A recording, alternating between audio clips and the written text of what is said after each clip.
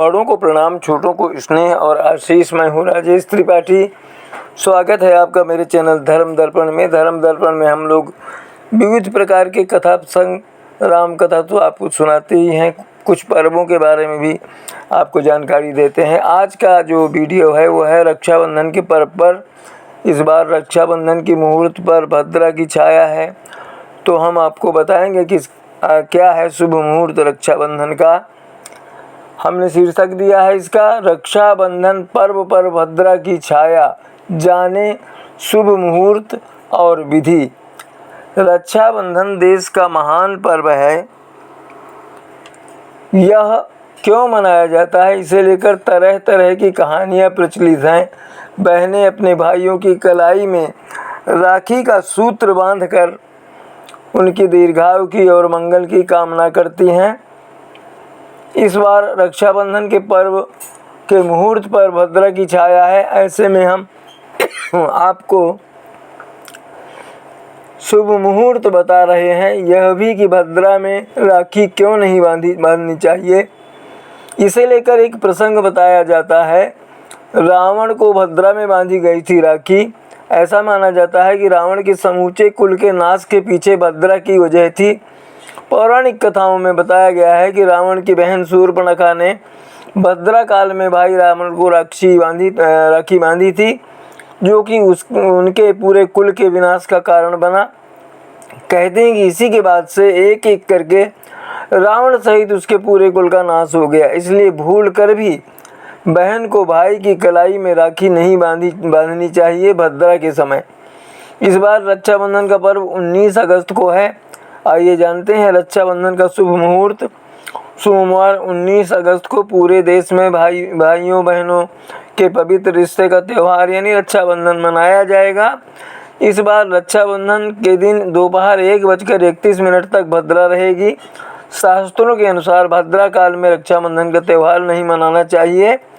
रक्षाबंधन के दिन भी राखी बांधने से पहले भगवान गणेश की पूजा करना अत्यंत शुभ माना जाता है, इसलिए भगवान गणेश को रक्षा सूत्र बांधना चाहिए। आइए जानते हैं क्या है शुभ मुहूर्त। 19 अगस्त को मनाया जाएगा रक्षाबंधन। दोपहर 1:31 तक रहेगी भद्रा। राखी बांधने का शुभ मुहूर्त दोपहर बाद। शास्त्रों के अनुसार भद्रा काल में रक्षाबंधन त्यौहार नहीं मनाना चाहिए, इसलिए सोमवार 19 अगस्त को दोपहर 1:31 के बाद ही रक्षाबंधन का त्यौहार मनाएं। रक्षाबंधन के लिए अपराह्न का मुहूर्त है दोपहर 1:43 से 4:20 तक अवधि है इसकी 2 घंटे 37 मिनट। रक्षाबंधन के लिए प्रदोष काल का मुहूर्त है शाम 6:56 से 9:08 तक अवधि है इसकी 2 घंटे 11 मिनट। रक्षाबंधन से जुड़ी कुछ कथाएं जान लेते हैं। भारतीय त्योहारों में रक्षाबंधन एक महत्वपूर्ण तथा ऐतिहासिक त्यौहार माना जाता है। इसका प्रारंभ लाखों करोड़ों वर्ष पूर्व देवदानों के युद्ध के समय हुआ था। उस समय श्रावण पूर्णिमा के दिन देवराज इंद्र की पत्नी महारानी सची ने वैदिक मंत्रों से अभिमंत्रित कर एक रक्षा सूत्र अपने पति इंद्र के हाथ में बांधकर उन्हें शत्रुओं से अभय बना दिया था, और इसी रक्षा सूत्र के बल पर इंद्र ने शत्रुओं पर विजय प्राप्त की थी। समय बदलने के साथ ही यह रक्षा सूत्र बहनों द्वारा भाइयों को बांधा जाने लगा। ये राखी जो विगत काल में स्त्री की सौभाग्य रक्षा की प्रतीक थी, वही भाई बहन के पवित्र प्रेम बंधन के रूप में बदल गई। इसी राखी से सदा ही युद्ध में सफलता प्रदान की है। सफलता प्रदान की है। यह एकता का महामंत्र है। सभी को इसे बड़े उत्साह से मनाना चाहिए। श्री कृष्ण, अब ये कथाएं जानते हैं कि कहाँ से प्रचलित हुआ ये।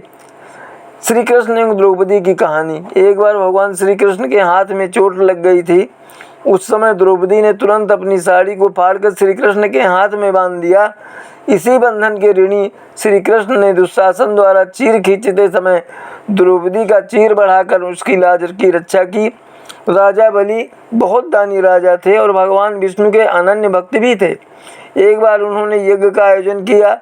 इसी दौरान उनकी परीक्षा लेने के लिए भगवान विष्णु वामना अवतार लेकर आए और दान में राजा बलि से 3 पग भूमि देने के लिए कहा, लेकिन उन्होंने 2 पग में ही पूरी पृथ्वी और आकाश नाप लिया। इस पर राजा बलि समझ गए कि भगवान उनकी परीक्षा ले रहे हैं।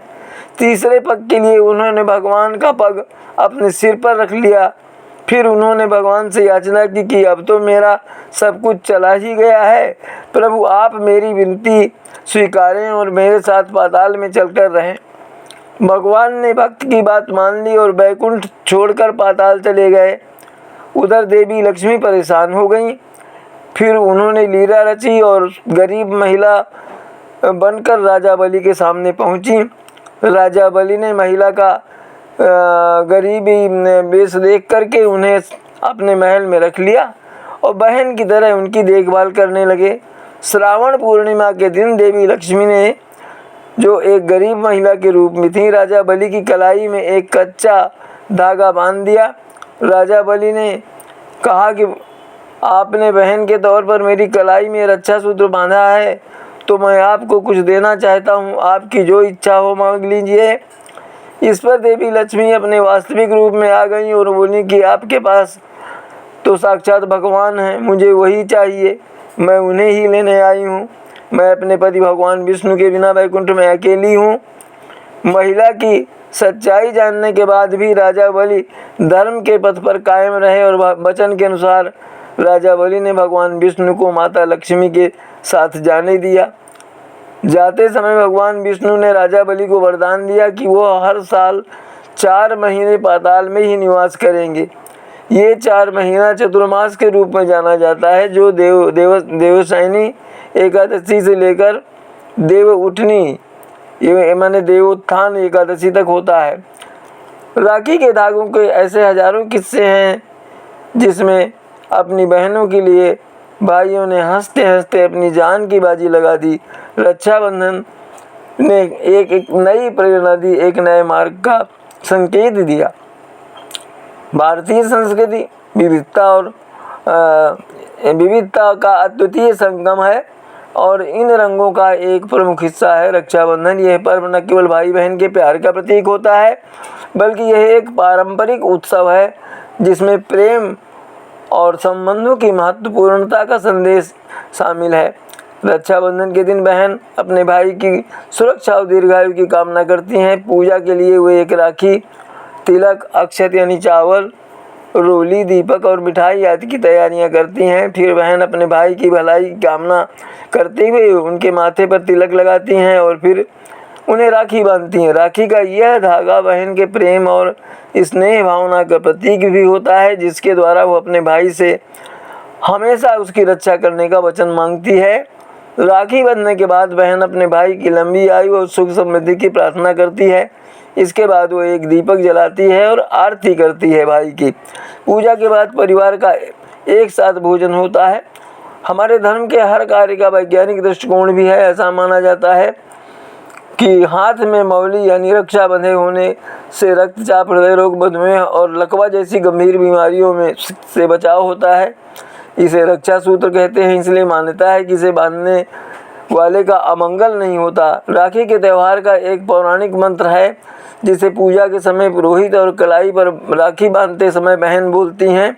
यह मंत्र है, येन बद्धो बलि राजा दानवेन्द्रो महाबलः तेन त्वां प्रतिबध्नामि रक्षे माचल। इसका अर्थ हुआ कि जो रक्षा धागा परम कृपालु राजा बलि को बांधा गया था, वही पवित्र धागा मैं तुम्हारी कलाई पर बांधता हूँ या बांधती हूँ, जो तुम्हें सदा के लिए विपत्तियों से बचाएगा।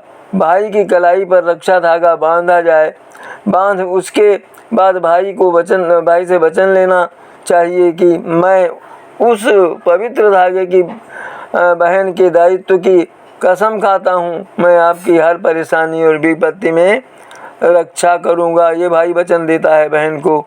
तो आज हमने आपको रक्षाबंधन त्यौहार के पर्व के बारे में बताया और ये भी बताया कि इस बार भी भद्रा की छाया है।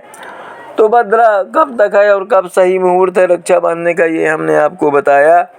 आज यहीं तक। आप सब परिवार स्वस्थ, सुरक्षित और आनंद रहें, यही हमारी कामना और प्रभु से प्रार्थना है। मिलते हैं किसी अगले